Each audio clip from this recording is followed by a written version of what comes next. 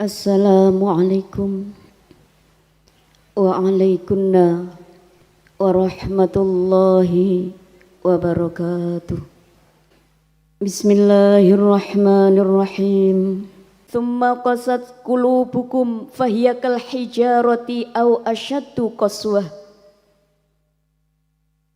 Wa inna minal hijarati lama yatafajjaru minhul anhar.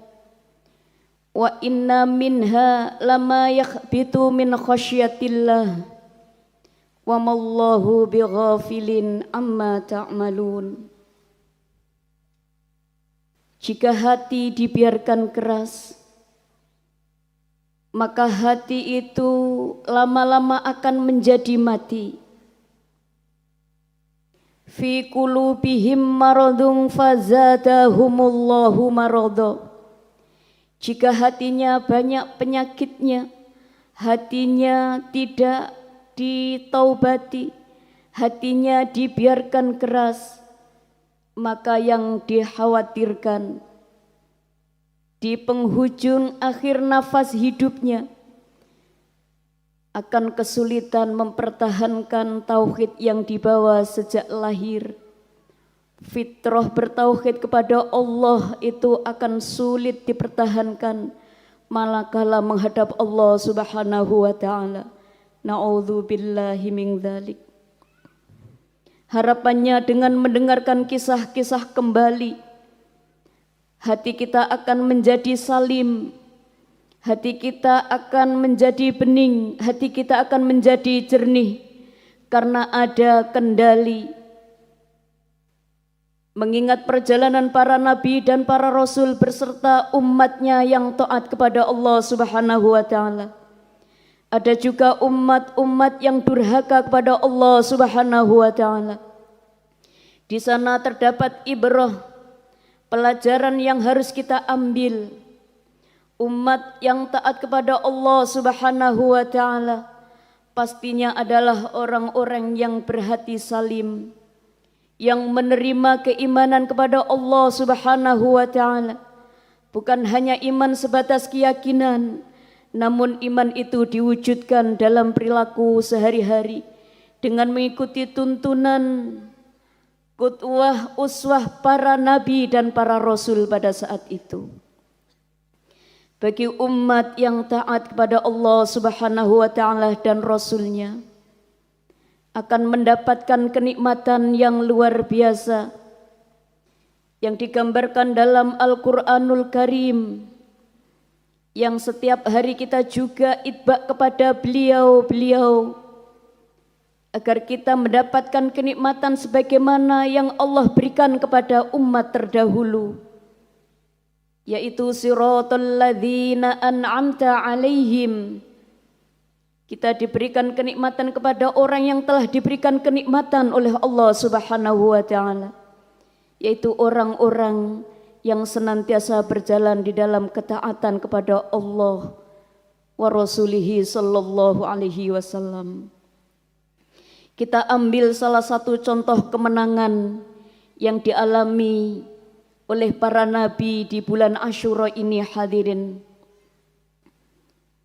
yaitu yang dialami oleh Nabi Musa alaihi salam, yang sebagaimana kita ketahui di bulan Asyura Nabi Musa mendapatkan pertolongan dan kemenangan dari Allah Subhanahu wa taala, terselamatkan dari kejaran Fir'aun, menyeberang lautan merah, dan hari ini Allah tunjukkan kepada manusia di akhir zaman, ada manusia yang dengan segala kelebihannya kemudian lupa kepada penciptanya, sehingga Fir'aun mengucapkan ana khairu minhu, aku lebih baik daripadamu, ana rabbukumul a'la, aku Tuhan yang paling tinggi.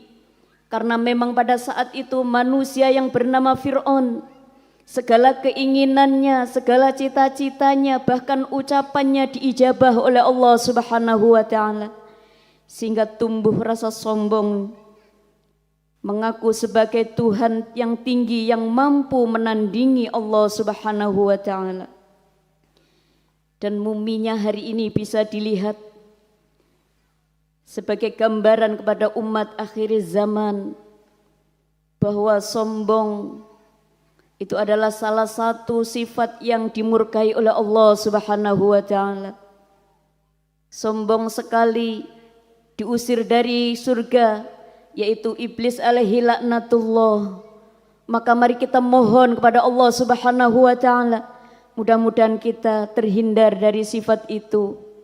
Karena sungguh yang patut sombong di hadapan Allah Subhanahu wa taala, yang patut sombong di hadapan Robnya, tidak ada satupun makhluk di dunia ini yang boleh sombong, angkuh, walaupun Allah telah mencurahkan segala kelebihan. Itu merupakan ujian semata yang diberikan oleh Allah Subhanahu wa taala. Ada nabi yang mulia pada bulan Asyura diberikan kemenangan, manakala himpitan, ujian, tempaan yang menguji iman sekaligus iman umat beliau, yaitu Nabi Nuh alaihi salam. Beliau diberikan usia yang panjang 950 tahun, berdakwah hanya mendapatkan 70 orang pengikut saja.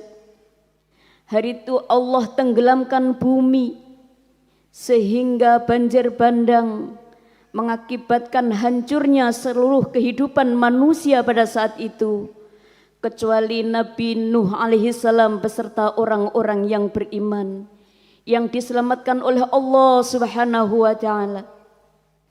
Yang pada akhirnya manusia yang hidup pada ada juga para nabi yang lain, di antaranya Nabi Daud alaihi salam. Kemudian ada nabi yang mendapatkan ujian yang juga di situ dikatakan berat, karena untuk mengajak umatnya taruhannya adalah nyawa. Nabi Ibrahim terselamatkan dari kobaran api Raja Namrud. Nabi Yunus pada bulan Muharram dikeluarkan Allah Subhanahu wa taala dari perut ikan. Dalam kegelapan perut ikan itu Nabi Yunus alaihi salam istighosah kepada Allah Subhanahu wa taala. La ilaha illa anta subhanaka inni kuntu minadh dhalimin.